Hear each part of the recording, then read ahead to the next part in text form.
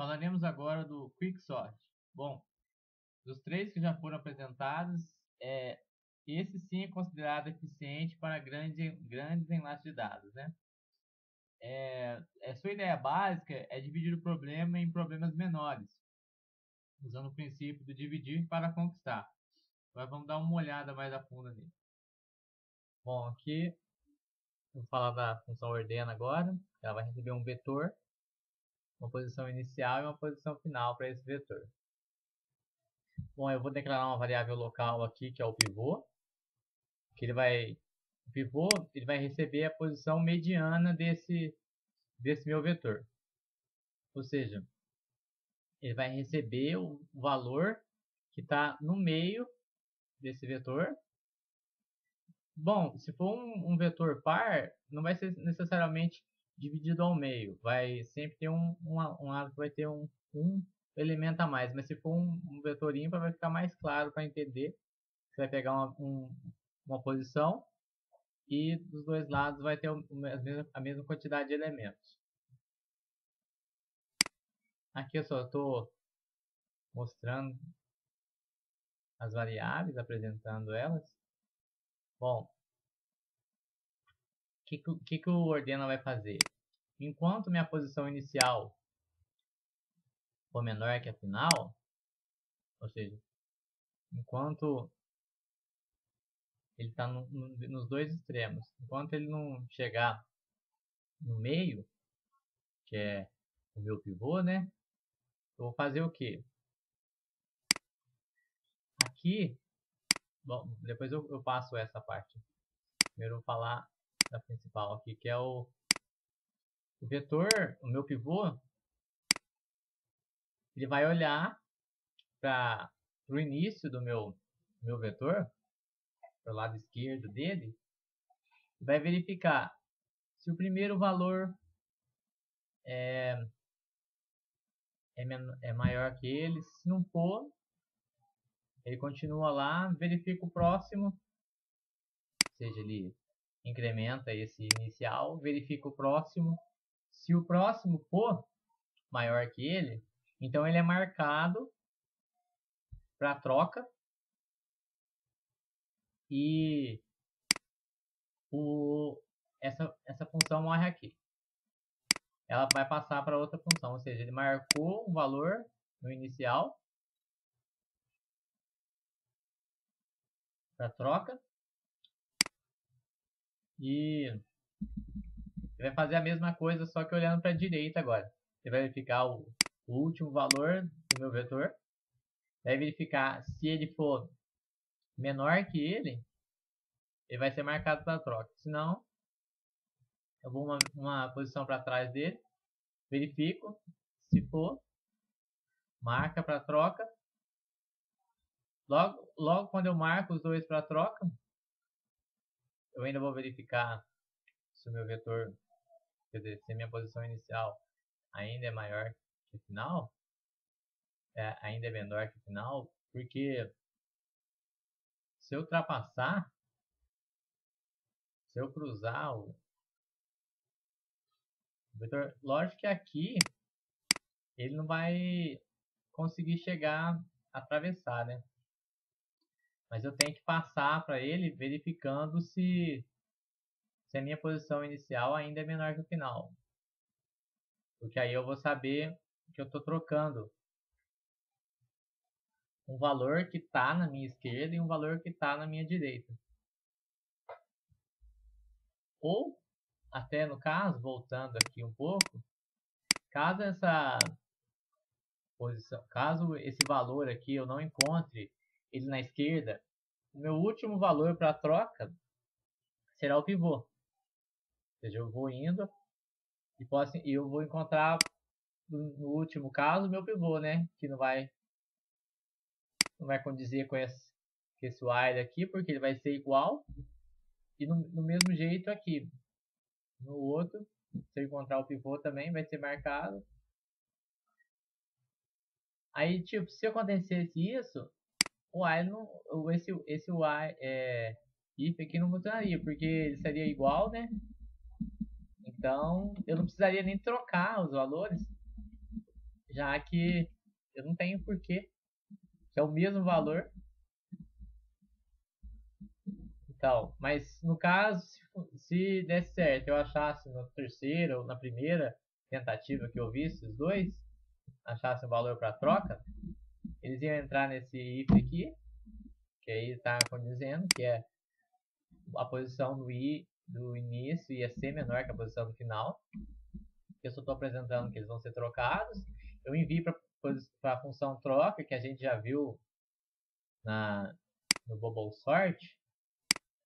Aqui a função troca, eu coloquei esse contador aqui, para ele contar a quantidade de trocas que ele vai fazer.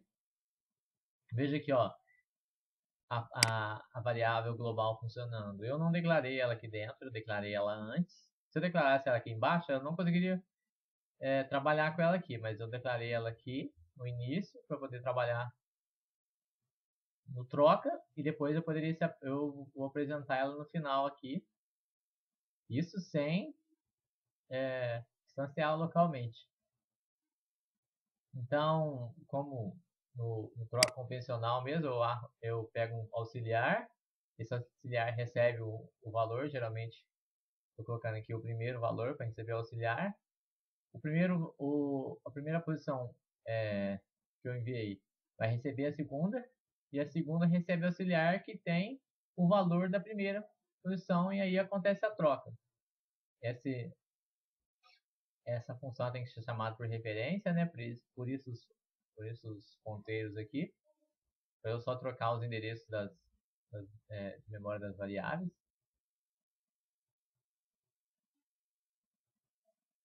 Tá, a gente fez todo o processo.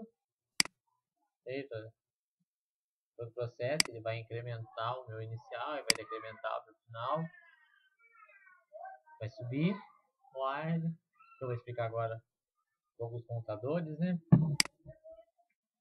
Esse contador aqui vai contar normalmente a cada passagem pelo while.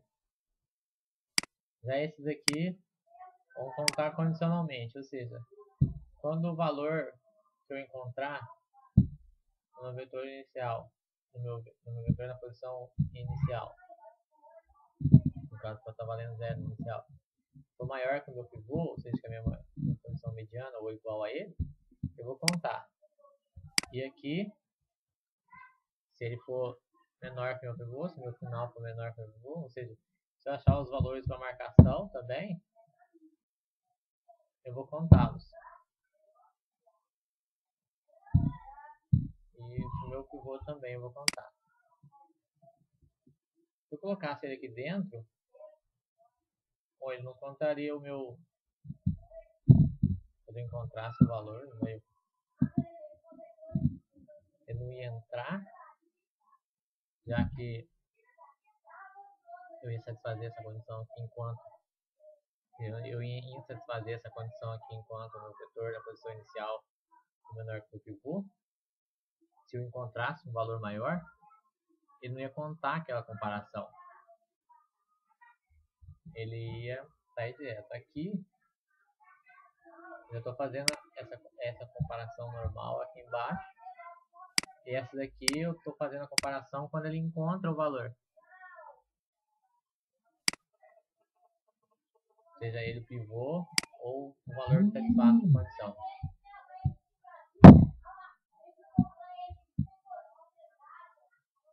Descendo aqui, se eu encontrar outros valores, ele vai fazer a troca. Caso não, ele sai, ele vai retornar a posição final que ele parou. Meu final parou. Que no caso, já que é o pivô,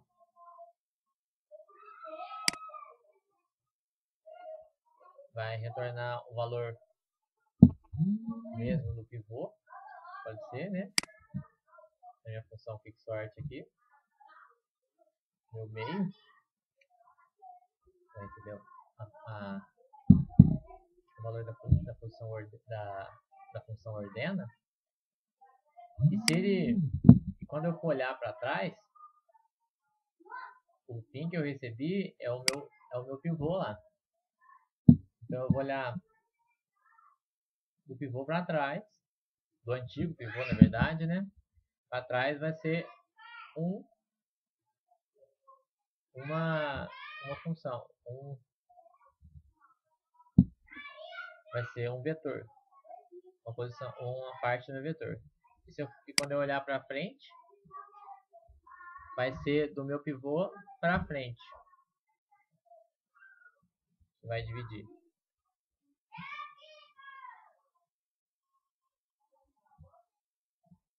Vetor. Aí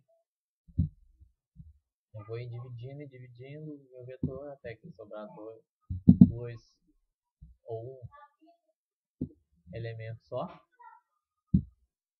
Depois eu vou retornando todos eles, depois a chamada do Quicksort vai retornando eles todos e monto o vetor completo.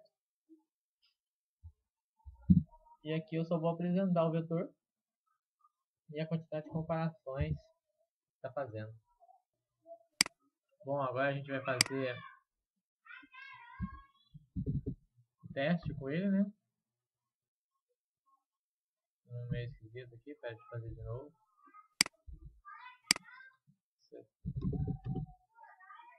Aí agora sim. Agora eu vou usar 800. Aí não teve muita mudança não, e foi muito rápido.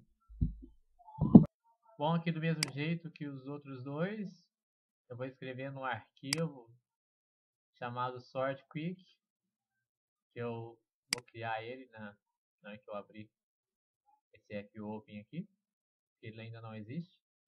Vou escrever nele e vamos ver funcionando. E também 800 elementos, o mesmo vetor, e rápido. E aqui mostrando já o arquivo criado, o vetor ordenado. E é isso. Obrigado. Até a próxima.